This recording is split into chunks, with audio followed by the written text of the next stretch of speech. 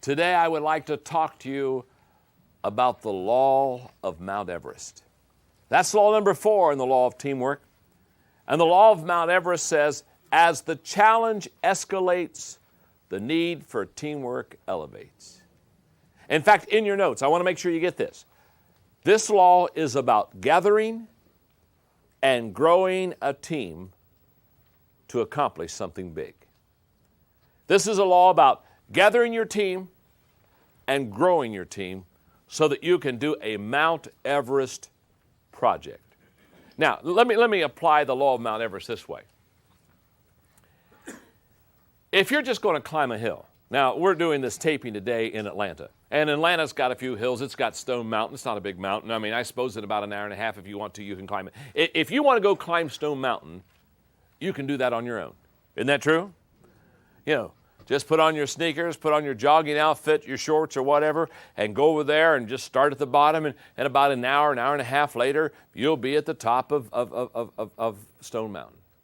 So if you want to climb Stone Mountain, you can do that on your own. In fact, can I tell you something? You don't need a team. You don't need to look around and say, you know what? Today I'm going to climb Stone Mountain.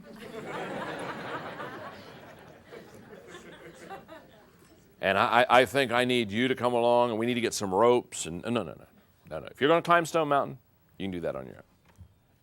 But the law of Mount Everest says, if you're going to climb Mount Everest, if you're going to tackle something really big, you're going to have a team.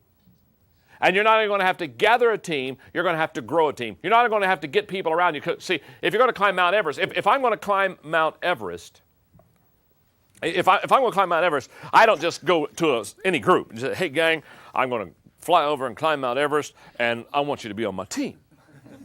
Now, that's not the way you do it. I may not want them on the team. I mean, hello? What's your name? Ron. Ron may not like heights. That's a drawback.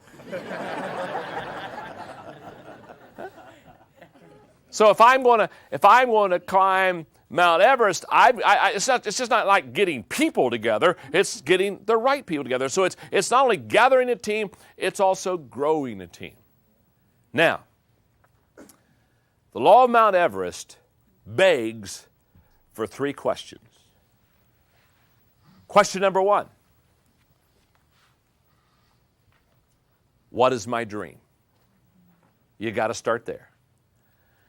And let me just say this, for some of you in the room, some of you watching this training video on teamwork, for some of you, you don't need to go to number 2 or 3. Because your dream is so small, it's not Mount Everest. You follow me? It's kind of like exist. Breathe. See. Walk. So if you don't have a big goal or a big dream, you don't need to fill in the next 2 things. But you got to ask yourself, what is my dream? That's the first Mount Everest question that you have to ask yourself. Do I have a little dream? Do I have a big dream? Do I have an impossible dream? What kind of dream do I have? Okay, that's question number 1. Question number 2 is, who's on my team? Once I have established what my dream is, the next important question is, who's on my team? For example, let's go back to my illustration a moment ago. Let's say I'm going to climb Mount Everest. That's really my dream. I want to climb Mount Everest. Okay. And Ron here, I bring him on my team, and he doesn't like heights.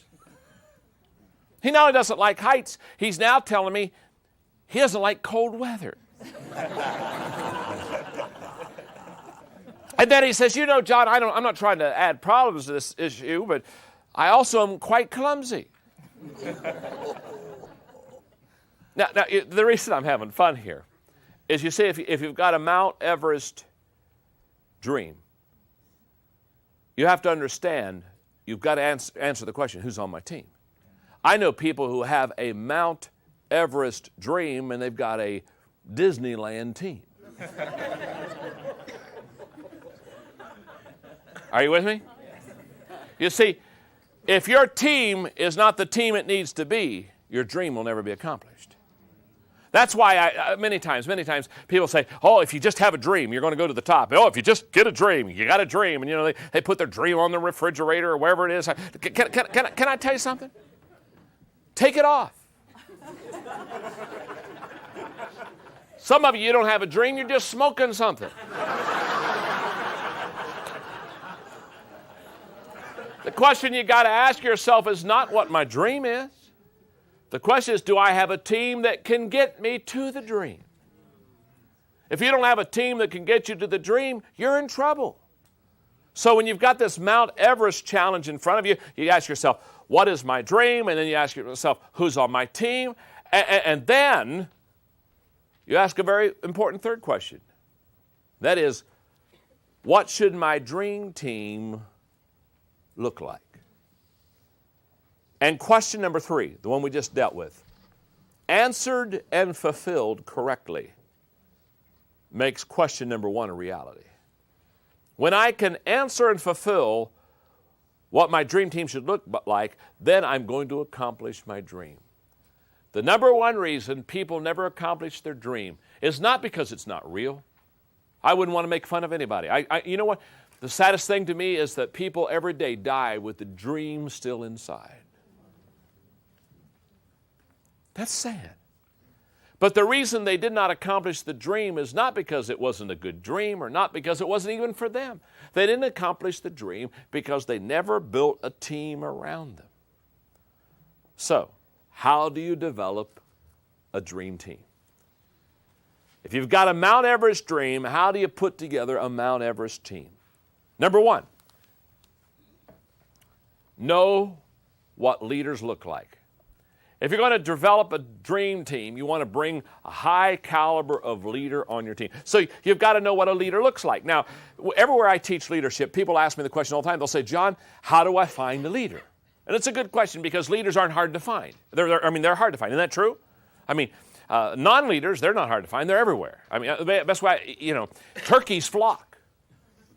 Eagles, you got to find them one at a time. So if I told you leave the studio and go out and find a leader, it'd take you a while. So what does a leader look like? And you can't find a leader until you know what a leader looks like. When I go to the airport many times, if where I'm speaking or whom I'm speaking to, they know me by reputation, but they've never seen me. It's interesting, the pickup at the airport. Because there are basically 2 kind of people that pick me up. First of all, there's the person who is at the airport, and what they do is they get a piece of paper, something like this, and they'll scribble my name on it, and they'll be in the crowd with Mr. Maxwell, you know what I mean, John Maxwell. They'll have this thing up here, and basically that kind of person basically says, I'm standing in the crowd. Here's your name. Find me.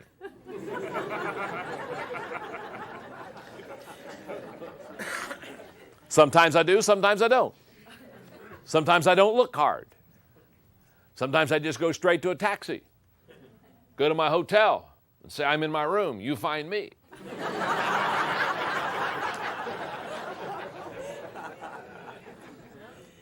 In other words, there are some people, when they're looking for me, they put my name on a piece of paper, and basically they say, it's your responsibility to find me.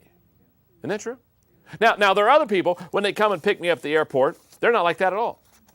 What they are is they'll be in the crowd, all right, but they'll have a book, maybe of mine, that has my picture. And hopefully it's a recent book.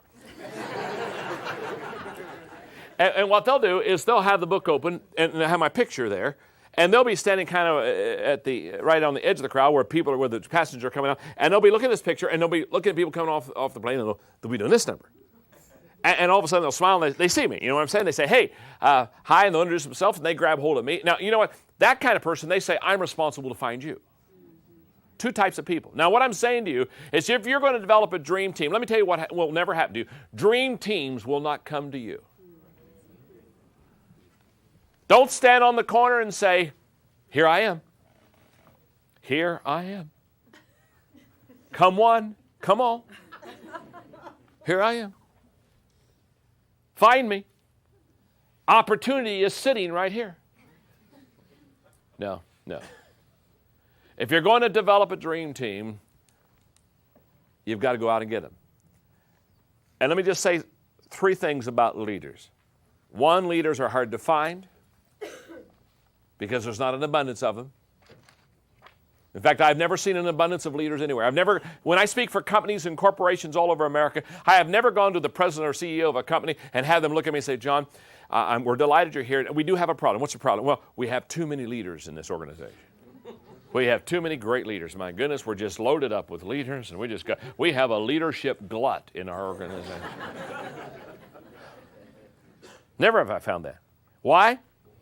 Every organization I know, every business I know, every government agency I know, every church I know, they don't have enough leaders. Why? Leaders are hard to find. Not only are they hard to find, leaders are hard to gather. Once you find them, it's not easy to gather those people. Why? Because they have their own mind. They have their own agenda. So you go over to a leader. What's your name, sir? Jimmy. I go over to Jimmy and I say, Jimmy, come on, join my team. Now, if Jimmy's a leader, Jimmy just doesn't jump in line. Hut 2, 3, 4, hut 2, 3, 4, hut 2, 3. You know, Jimmy, he doesn't even move. He's the leader. He looks at me and says, he starts asking me questions. He says, where are you going? How long are you going to be there? What you going to do when you get there? Can I drive?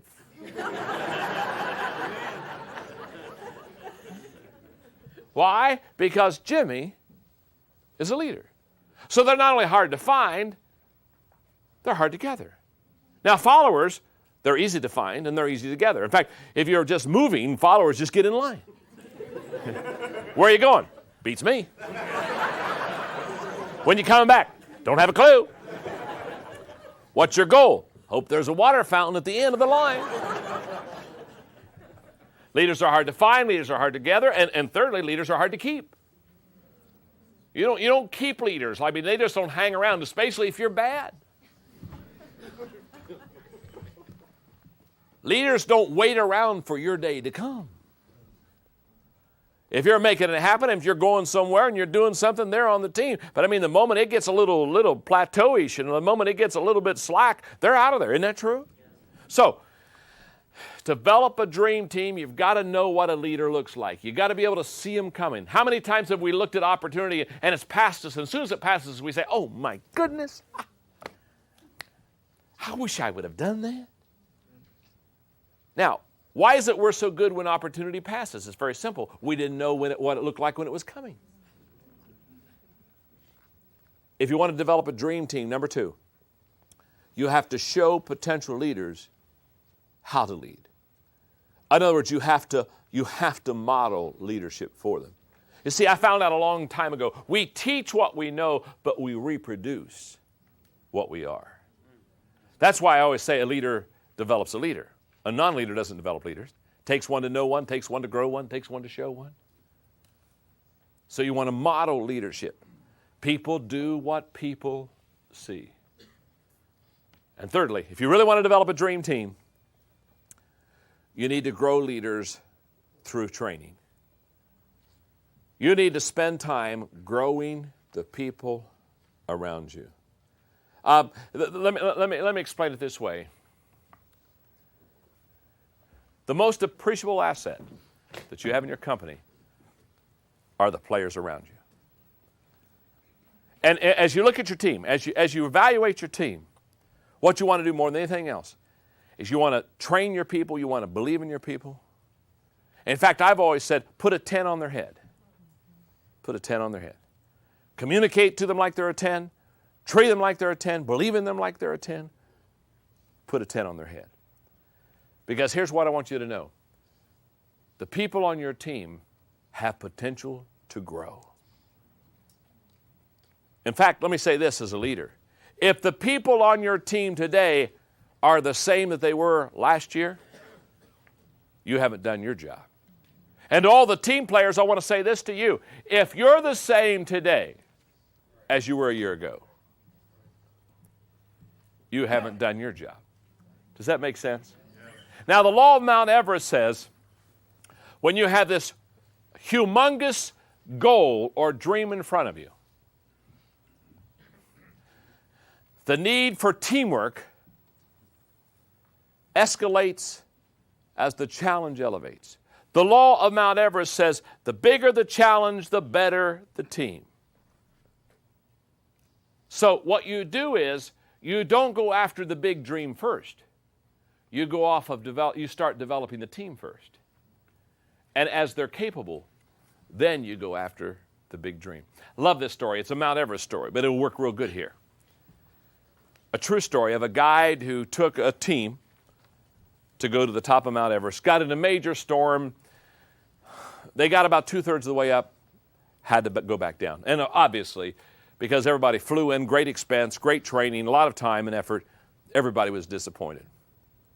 So the guide, knowing the disappointment of the team and knowing they didn't get to the top, said, before we go home tomorrow, we'll have dinner at the lodge tonight. And they had dinner. And it was kind of a somber mood. The people were, they were just disappointed. And so after their meal together, and it was kind of a low-key evening, the guide stood up in front of them and said, before we leave, he said, I want to share something with you. Now, right behind him on the wall in this lodge was a major picture of Mount Everest. In fact, it was as big as the wall. And as he was addressing the people that didn't make it to the top, he turned his back to them and he looked at this picture. And he began to talk to Mount Everest. And here's what he said. He said, Mount Everest, I want to say something to you tonight. We tried to climb to the top. We tried to conquer you, and we failed. We had to come back down. Mount Everest, I want you to know today you defeated us. But Mount Everest, I want to say something else. We're coming back again next year.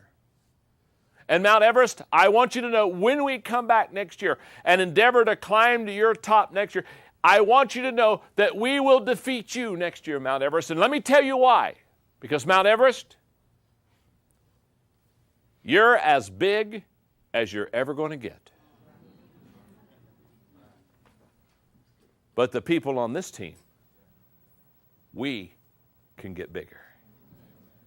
And that's the law of Mount Everest. Gather your team and grow your team. And then take on that big dream and go all the way to the top.